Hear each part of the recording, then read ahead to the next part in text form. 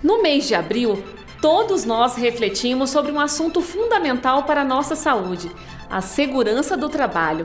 É a campanha Abril Verde, que engloba ações de conscientização voltadas ao combate dos acidentes de trabalho e também das doenças ocupacionais relacionadas à atividade laboral. E a principal ferramenta que dispomos para isso é a informação. Todos os trabalhadores estão sujeitos a sofrer um acidente ou desenvolver uma doença ocupacional ao executar suas atividades. Por isso, durante esse mês, diversas campanhas são veiculadas a fim de chamar a atenção sobre o tema.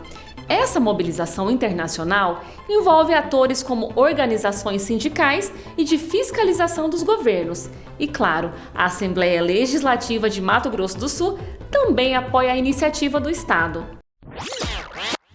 Agora que você já sabe um pouco mais sobre o Abril Verde, assista ao ponto de vista que preparamos sobre a campanha. O entrevistado de hoje é o advogado César Palumbo. Fique com a gente!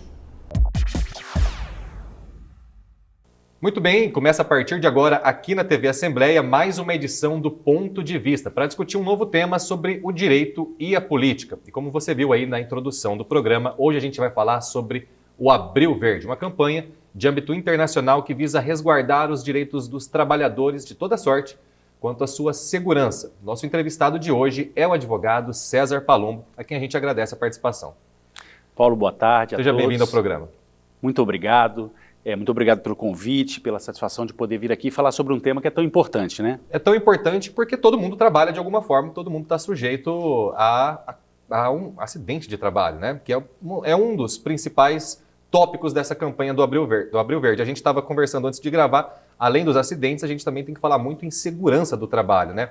Vamos começar daí, diferenciando um do outro, especificando o que significa cada um desses termos. Isso. Então, o que acontece? Quando nós falamos em segurança e saúde do trabalho, nós falamos das medidas do conjunto de normas que tem como objetivo regular e melhorar as condições do trabalhador. Então, essas normas visam evitar, inclusive, que aconteçam acidentes de trabalho ou evitar que aquela atividade que ele exerce profissionalmente acarrete a ele doenças ocupacionais equiparadas a acidentes do trabalho. As doenças ocupacionais, a gente vê falar sempre, é sempre recorrente, a gente vê falar alguma matéria, alguma reportagem sobre a LER, por exemplo. Isso. Elas são equiparadas aos acidentes de trabalho. Exatamente. A LER é a lesão por esforço repetitivo. Hoje nós falamos em DORT. Doenças ocupacionais relativas ao trabalho. Então, todas essas doenças que a gente consegue constatar que elas foram desencadeadas pela atividade que ele exerceu, então aí o trabalhador vai ter direito a ser comparado a essa doença como acidente de trabalho. Então o acidente de trabalho a gente já pode perceber que ele decorre da não segurança do trabalho. Exatamente. A segurança do trabalho também está relacionada com um trabalho preventivo, imagino. Exatamente. Toda essa regulamentação do ambiente do trabalho, que diz respeito às normas de segurança e saúde do trabalho, elas visam exatamente prevenir que ocorram acidentes e doenças ocupacionais. É este que é o sentido das normas, é a prevenção, é exatamente isso. Doutor César, e como que o advogado se insere nesse campo aí? O que cabe a um advogado trabalhista fazer no que tange a prevenção de um acidente de trabalho e, consequentemente, aumentar o nível de saúde e segurança do trabalho? Exatamente. As empresas, é recomendável que elas contem com o apoio de um advogado que atue dentro da empresa no âmbito preventivo, porque as empresas são obrigadas a cumprir determinadas regras que, se não cumpridas, pode acarretar com a sua culpabilidade quando acontecer alguma coisa de errado com o trabalhador. E a multa é pesada. Exatamente. A fiscalização como um todo, ela é pesada. As empresas são obrigadas a fazer todos os planos de segurança e medicina do trabalho. A gente ouve aquelas siglas LTCAT, PCMSO, PPP, vamos pegar cada uma dessas, aproveitar e explicar para quem está ouvindo. O que é a LDCAT, o que é o PPO? Explica para a gente. A LTCAT é o laudo técnico do ambiente do trabalho. E ele é de responsabilidade de quem? Não, a empresa tem que fazer. A própria empresa contrata uma empresa especialista, né, um técnico em segurança e saúde do trabalho, e ele vai ter os responsáveis técnicos, um engenheiro de segurança do trabalho, um médico do trabalho, que vai elaborar esses laudos. Esses laudos envolvem todo um estudo do ambiente de trabalho. E ali ele vai identificar o quê? Fatores de risco. O trabalhador trabalha com produtos químicos que podem ser nocivos à sua saúde. O trabalhador trabalha com elementos biológicos que podem ser nocivos à sua saúde. Sobre esses elementos biológicos, a gente tem uma pergunta separada. Todo mundo deve estar curioso para saber o que a segurança do trabalho tem a ver com a questão da pandemia. Mas voltando. Exatamente. Hoje é o que está em voga essa questão dos agentes biológicos, né? Mas eles vão identificar também fatores de risco, como ergonomia, como temperatura. Então, esse laudo, ele analisa o ambiente de trabalho justamente para identificar a quais tipos de risco o trabalhador está submetido naquele ambiente de trabalho. Show de bola. Então, o trabalho do advogado dentro da segurança do trabalho, também a gente já ficou sabendo, passa pelo caráter preventivo, né? Exatamente. Isso não era assim, né? Isso é uma evolução do nosso direito nos últimos anos. A gente pode dizer isso? Na verdade, é uma evolução cultural, né? Porque o que acontece? Primeiro que a legislação vem evoluindo nesse sentido, né? E todas essas normas que vêm sendo implementadas no curso do tempo, elas foram aprimorando porque foram identificando os pontos de atrito, os problemas que poderiam advir da relação de trabalho. E aí foi criando uma política de prevenção como um todo. E aí é que surgem esses laudos que são obrigados hoje a fazer, e surgem as NRs, que são emitidas pelo Ministério do Trabalho. NR são as normas? Normas regulamentadoras. Normas regulamentadoras do Ministério do Trabalho. Exatamente. Porque o que acontece? A proteção à saúde e à segurança do trabalho, ela está lá prevista na Constituição Federal, no artigo 1º, no artigo 7º, e na CLT também, a partir do artigo 54, vem lá uma série de normas relativas ao ambiente de trabalho. E essas normas, todas elas são esmiuçadas, regulamentadas pelas NRs. Cada NR, ela refere-se a um determinado assunto específico. Algum campo de trabalho. Não necessariamente algum campo. Tem uma NR4 que fala lá, por exemplo, das medidas de segurança e saúde do trabalho. Tem uma NR lá que vai falar sobre o que é considerado trabalho em ambiente insalubre. Tem uma NR que vai falar assim, o que deve ser feito quando o trabalhador trabalha com explosivos ou quando inflamáveis. Então elas são redigidas de uma maneira mais abrangente. Por isso que existem 31 NRs. Cada NR vai tratar de um assunto específico, regulamentando tudo que diz respeito ao ambiente de trabalho, entendeu? Interessante. Eu tinha comentado sobre a questão disso ser um hábito mais novo, porque a gente também tem curiosidade de saber, a gente quando fala em Abril Verde sempre relembra que já são quase 50 anos de campanha quando começou nos Estados Unidos, mas aos poucos tem sido introduzido no resto do mundo e no Brasil. Aqui em Mato Grosso do Sul, a lei, por exemplo, é de 2018, a lei que instituiu a campanha estadual. Eu queria saber também sobre a perspectiva histórica legal sobre isso, né? Essas normas regulamentadoras, elas têm sido emitidas com qual frequência, por exemplo? Bem, então como que funciona? A Organização Internacional do Trabalho, ela instituiu o Abril Verde em 2003. E essa é uma mobilização internacional de prevenção, exatamente no sentido de conscientizar a todos os envolvidos numa relação de trabalho com relação a essas medidas de segurança e saúde do trabalho, que hoje é o foco como um todo. Cada vez mais, e hoje principalmente na pandemia, a gente vem observando que o principal é a gente se ater e direcionar todos os nossos esforços no sentido do ser humano. Hoje tivemos essa concepção com o advento da pandemia. Nós percebemos que o importante mesmo é a vida, né? E esse é o nosso bem maior. Exatamente. É com a vida que a gente vai poder trabalhar, é com a vida que a gente vai conquistar nossa liberdade, nossa felicidade. Exatamente. E aí foi instituída essa campanha e no Brasil ela foi implementada em 2005, né? Que é o Abril Verde. Por que é o Abril Verde? Abril é um mês significativo. A Organização Internacional do Trabalho, ela adotou, por conta, 2 datas especiais acontecem em abril. 7 de abril é o Dia Mundial da Saúde, né? E 28 de abril é o Dia Mundial da Segurança e Saúde do Trabalhador. Então eles acabaram unindo essas 2 datas para criar o Abril. E porque em abril também, o dia 28 de abril é importante a gente, num conceito histórico, em memória a um acidente que ocorreu numa mina em Virgínia, nos Estados Unidos, em 1969. Foi por isso que eu falei que começou em 50 anos. Na verdade, a campanha veio bem depois. Exatamente. E aí instituiu-se esse dia 28 de abril em homenagem àquelas 78 vítimas que morreram lá naquele acidente. Sensacional. A gente estava falando, uma coisa interessante que eu ouvi da sua resposta foi sobre a perspectiva mais humanista, de valorização da vida. A gente está, finalmente, aos poucos, saindo de uma pandemia que se perdurou por mais de 2 anos, a pandemia do Covid-19, e muitos trabalhadores exercem as suas atividades nos hospitais. Eu lembro, por exemplo, no começo da pandemia, das reportagens que mostravam, o Brasil ainda não estava sofrendo tanto, mas mostrava lá nos Estados Unidos, hoje morreu não sei quantos enfermeiros, quantos médicos. Isso aí pode ser caracterizado como um acidente de trabalho, não? É uma página... A legislação, ela tem alguma previsão para esse tipo de situação? Tem. Na verdade, os trabalhadores que trabalham na área da saúde, eles já têm toda uma legislação diferenciada exatamente por conta dos riscos que eles são submetidos naturalmente, pelo exercício da profissão, né?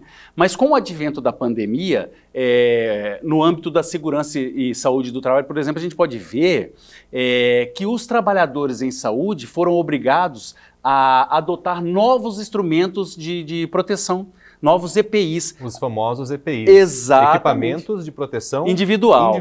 Isso, tudo isso tem a ver com segurança e saúde do trabalho. A gente vê que eles estão atendendo com um macacão especial, com máscaras especiais. Não é aquela máscara que a gente usa no dia a dia. Que a gente usa aqui no dia a dia, não é verdade? As máscaras deles são todas máscaras certificadas, com um nível de segurança muito maior exatamente por isso. Óculos de proteção, luvas especiais, né? Ambientes especiais. Nós vimos, por exemplo, que as pessoas acometidas com doenças respiratórias em virtude da Covid, elas foram tratadas em ambientes diferenciados e com profissionais diferenciados. E aqui no Brasil houve alguma movimentação processual existiu alguns casos que foram parar nos tribunais de trabalhadores reclamando indenização por terem sido contaminados e considerando isso um acidente de trabalho, o contágio pelo Covid-19? Na verdade, eu não consigo falar de um caso específico, mas é uma decorrência natural. Você veja, por exemplo, que determinadas empresas elas tiveram que adotar uma redução do número de trabalhadores, colocar trabalhadores em home office, e nem todas as empresas conseguem efetivamente cumprir essas limitações que foram impostas, e muito menos colocar em prática métodos que impeçam que o trabalhador seja contaminado. Isso não é só com agentes da saúde, não. A gente pode ver, por exemplo, policiais, bombeiros, nós temos que ver, por exemplo, pessoal das escolas, restaurantes. Todo mundo que foi considerado função essencial, né, que foi um termo amplamente utilizado. Os trabalhadores da limpeza urbana, todos esses trabalhadores acabaram sendo submetidos a riscos porque eles não puderam parar de trabalhar. E quem não pôde deixar de trabalhar da maneira habitual teve que ir para o home office, né? O home office causou, além de vários memes, várias reportagens, muita gente nem sabia o que era home office, né? Foi introduzido aí no nosso vocabulário cotidiano, home office. Existem acidentes de trabalho no home office? Como que o Abril Verde encara essa nova modalidade de trabalho? Você veja bem, essa pandemia trouxe novas realidades e tudo teve que ir se adaptando também no sentido da prevenção, né? O home office foi uma prática que foi necessária e parece-me, inclusive, que é uma tendência daqui para frente. Muitas empresas vão adotar definitivamente em alguns setores o home office. Na escritório de advocacia, inclusive, muitos estão trabalhando com seus profissionais em home office e alguns profissionais, inclusive, preferem. Hoje eu faço com a tecnologia, eu faço uma audiência de dentro do meu escritório. A audiência virtual, por exemplo, não era uma coisa que era concebível, inclusive muitos advogados não gostavam dessa ideia. Hoje, muitos advogados, inclusive... aprenderam a gostar? Nossa, é praticidade, não é verdade? E outras legislações também foram sendo feitas à medida que foi se criando a necessidade. Eu observo, por exemplo, a do motoboy, aquele entregador do aplicativo. Aquele empregador do aplicativo, foi feita uma legislação sobre ele, para conceder para ele um mínimo de segurança para que ele pudesse exercer a sua função. Então as empresas foram obrigadas a fazer um seguro contra acidentes para eles, inclusive fornecer também sanitários para que eles pudessem utilizar. Além dos EPIs que a gente já mencionou. Além dos EPIs normais, né? O caso das gestantes, que tiveram, elas são um grupo de risco, elas tiveram que se ausentar do ambiente de trabalho. Agora houve uma nova legislação dizendo que elas têm que voltar ao ambiente de trabalho. Desde que estejam vacinadas, Desde que estejam vacinadas, com o ciclo vacinal completo. Mas esse ciclo vacinal completo são 2 vacinas? Ou ela tem que fazer a dose de reforço? Tudo isso vai dar muita discussão ainda, né? Mas se ela não está vacinada, se ela pessoalmente se opõe à vacinação, ela tem que assinar uma declaração dizendo que ela se opõe e que ela vai assumir o risco. Né? E dentro do Quando diz respeito ao home office, exatamente. Olha só como é que é uma curiosidade. A empresa ela é obrigada a adotar aqueles métodos de prevenção às doenças ocupacionais e ele vai para o ambiente interno, para o ambiente da sua casa, o ambiente doméstico. A empresa tem que se preocupar se aquele trabalhador vai ter condições mínimas de exercer aquela atividade no ambiente doméstico. A mesa que ele dispõe para trabalhar é adequada? A cadeira que ele dispõe para trabalhar é adequada? A iluminação? Isso é uma obrigação da empresa verificar. Mas, obviamente, isso cai num discurso também que muitas vezes acaba sendo uma invasão de privacidade, mas é uma obrigação legal. Então, se de repente o trabalhador consegue comprovar que ele desenvolveu qualquer tipo de patologia em virtude do exercício da função no ambiente doméstico por falta de condições, então isso vai ser considerado um acidente de trabalho. Isso vai ser considerado um acidente de trabalho dentro do home office. Exatamente, mas a principal reclamação equiparada a acidente de trabalho hoje no home office são a questão ligada à saúde mental do trabalhador. A pandemia como um todo, ela já impôs ao trabalhador um ambiente, uma situação de estresse, aliás, a todo mundo, né? Uma situação natural de estresse. Quem teve a sorte de continuar trabalhando, né? A gente viu que muita gente acabou perdendo o emprego, já ficou estressado. Esse ficou mais estressado ainda. Ficou mais louco ainda. Exatamente. Mas lá no home office, o que a gente tem percebido? A alta exposição do trabalhador à tela, a tela do computador, a tela do smartphone. No ambiente residencial, muitas vezes ele não consegue ter o controle do tempo de exposição, do tanto que ele fica. Ele está em casa, ele está executando uma tarefa, em vez de ele parar quando dá a hora do almoço, ele fala, cara, eu vou continuar um pouco mais, que eu acabo isso daqui. Eu estou em casa mesmo. Essa alta exposição à tela do computador, à tela do smartphone, ela tem sido comprovado que ela gera uma situação de estresse elevada. E isso, a saúde mental do trabalhador hoje, ela tem sido afetada nesse contexto. As doenças ocupacionais são equiparadas aos acidentes de trabalho. Uma doença, um distúrbio mental causado pelo excesso de trabalho também vai considerar, né, por analogia. Crise de pânico, crise de ansiedade, depressão, todas essas doenças podem ser desencadeadas por um excesso de trabalho, uma exposição excessiva, por exemplo, à tela do computador. Muito bem, a gente está falando sobre o Abril Verde e tudo que diz respeito à segurança do trabalhador. O trabalhador que está em home office, o trabalhador que está voltando a trabalhar com os novos protocolos de saúde decorrentes da pandemia.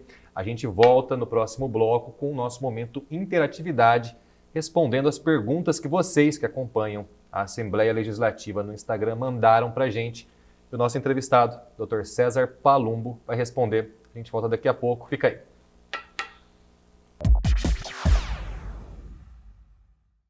Fala galera, Henrique Amaral aqui e hoje a conversa é sobre 2 assuntos bem sérios: transparência e sigilo. Então é isso, roda a vinheta.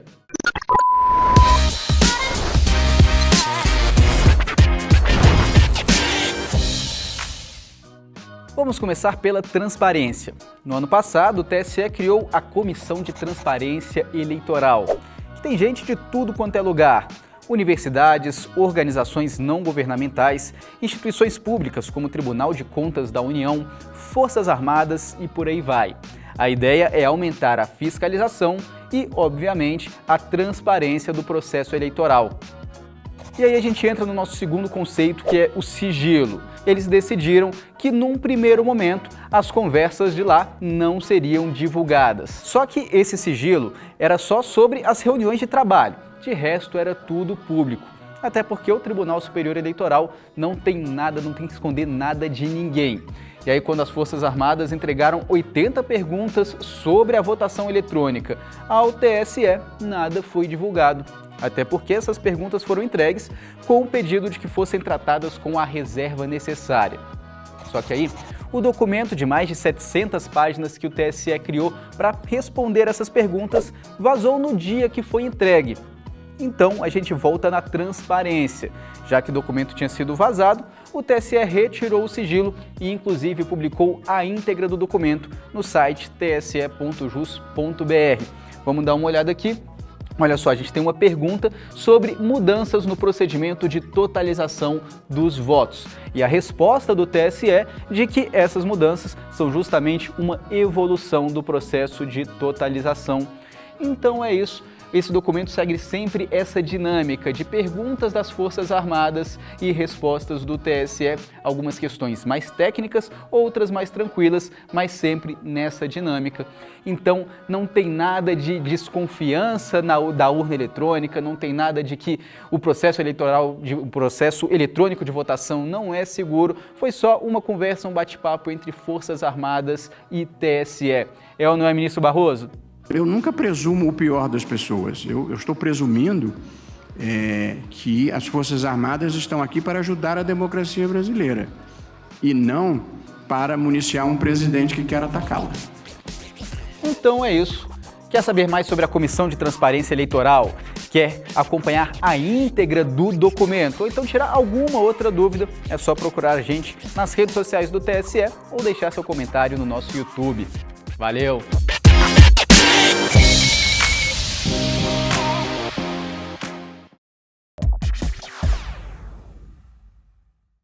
Então a gente volta com o nosso segundo e último bloco do Ponto de Vista, hoje respondendo às suas dúvidas. Vocês que seguem a Assembleia Legislativa no Instagram mandaram as suas perguntas sobre o Abril Verde, sobre a segurança do trabalho, sobre os acidentes de trabalho. Quem vai responder essas perguntas hoje é o nosso entrevistado, o advogado César Palumbo. Quem vai fazer as perguntas é a minha amiga Areta Moritiba, que também já começou ali na introdução do programa, apresentando o tema. Como que você está hoje, Areta? Tudo bem, tudo ótimo. E vocês, tudo bem? Tamo aí. Isso aí.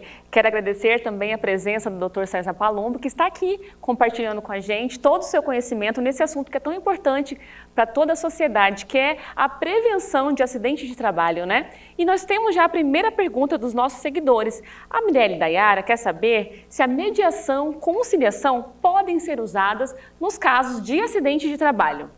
Então, doutora, a gente tem percebido que essa é uma tendência de todo o sistema de justiça brasileiro, não só no âmbito trabalhista, mas no âmbito civil, no âmbito administrativo, todo mundo tem buscado se aproximar dessas chamadas técnicas alternativas de resolução do conflito. Isso vale para um acidente de trabalho? Então, exatamente, viu, Radamés? A reforma trabalhista, inclusive, de 2017 agora, ela deu um foco maior, uma prioridade para a autocomposição entre as partes. E o que acontece? Mesmo essa autocomposição entre as partes, ela tem que ser homologada judicialmente depois, né? Então, tem-se, porque a Justiça do Trabalho como um todo, ela tem como princípio a mediação e a conciliação. Sempre uma reclamação trabalhista, antes de instruir o processo, sempre tem uma audiência de conciliação e uma audiência de mediação. Isso é padrão. É padrão. Essa técnica, ela também pode ser utilizada extrajudicialmente. As partes sentam, compõem a respeito da rescisão do contrato de trabalho, o que eles entendem que deva ser negociado e negociam. Formalizam esse acordo. É importante destacar que ambas as partes elas têm que estar acompanhadas de seus advogados constituídos, né? E esse acordo vai ser remetido ao judiciário para homologação. Aí é que está. Há uma ampla discussão, e a norma ainda é nova, Radamés, a respeito de quais os direitos podem ser negociados no âmbito de um acordo extrajudicial, né? Mas tem precedentes. Existem direitos inegociáveis. Tem direitos indisponíveis, né? Então, quer dizer, e há uma restrição também, havia uma imagem de o trabalhador faz ali um acordo, naquele acordo ele faz menção a determinadas verbas, determinados direitos, e no final ele dava quitação ampla e restrita do contrato de trabalho. O judiciário não estava homologando esses acordos. Muitos juízes entendiam que ele só poderia dar quitação, só poderia ser aceita a quitação daquelas verbas ali descritas no acordo extrajudicial. Mas nós temos agora em 2020 um precedente da 5ª turma do Tribunal Superior do Trabalho. E eles disseram o seguinte: se as partes estão acompanhadas por advogados, se as partes são plenamente capazes e eles pactuaram, o judiciário tem que homologar, mesmo quando se trata de um conflito envolvendo acidente de trabalho. Mesmo assim. A 5ª turma do Tribunal Superior do Trabalho reconheceu a validade e homologou um acordo envolvendo acidente de trabalho.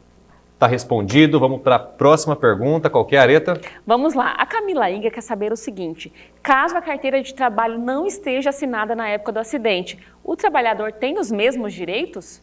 Como que fica nesse caso? Bom, Radamés, aí tem duas questões aí.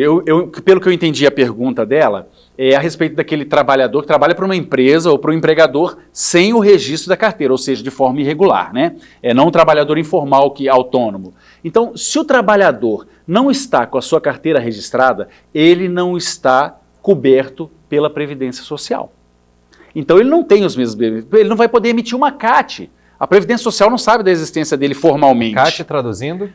Comunicado de acidente de trabalho. Perfeito. Para ele dar entrada para o afastamento dele ser coberto pela Previdência Social, né? Então esse trabalhador não vai ter direito, ele vai chegar, vai comunicar e ele não vai estar coberto, porque ele não recolhe também. Então o que acontece? Esse trabalhador vai ter que postular os seus direitos relativos a esse acidente de trabalho judicialmente. Primeiro ele tem que provar judicialmente que realmente tinha esse vínculo para depois buscar a indenização. Infelizmente isso, ele vai ter que comprovar a existência do vínculo, ele vai ter que comprovar Isso a existência do acidente de demorado. trabalho. Obviamente ele leva um prejuízo aí, né? Vamos para a última pergunta do nosso programa de hoje. Qual que é? Vamos lá. A Ariane Tavares tem a seguinte dúvida: ao sair da empresa, quanto tempo o trabalhador tem para buscar sua indenização por acidente de trabalho? Existe um prazo diferenciado em relação às outras demandas? Existe. O prazo de prescrição para se reclamar qualquer direito na Justiça do Trabalho, envolva só direitos disponíveis, envolva acidente de trabalho, é sempre de 2 anos. O fim do contrato de trabalho, a partir dessa data, ele tem que contar 2 anos para ajuizar a sua pretensão judicial. Caso ele não ajuize, está prescrito, ele não pode mais discutir isso em juízo. Muito bem. Hoje a gente falou com o advogado César Palumbo, aqui de Campo Grande, a quem a gente agradece a participação. Me deixa a palavra para as considerações finais, não só sobre o tema, mas como a gente pode falar também do direito do trabalho de uma maneira geral. Bacana, Radamés. Olha, eu agradeço muito a oportunidade, o programa de vocês é especial, é uma audiência qualificada e eu fico agradecido de participar e me coloco à disposição também, sempre para falar do tema relativo ao direito do trabalho. Para mim foi muito gratificante. Muito bem, a gente vai encerrando o programa por aqui. A gente agradece a sua audiência, a sua atenção. Se você quiser assistir esse programa de novo ou deseja enviar para algum amigo que precisa saber sobre as últimas novidades do Abril Verde, você pode fazer isso pelas nossas mídias sociais, o Instagram, YouTube, Facebook, tudo da Assembleia Legislativa está passando nesse momento aqui embaixo do vídeo. A gente se vê no próximo mês com mais um tema relativo ao direito e à política. Até lá!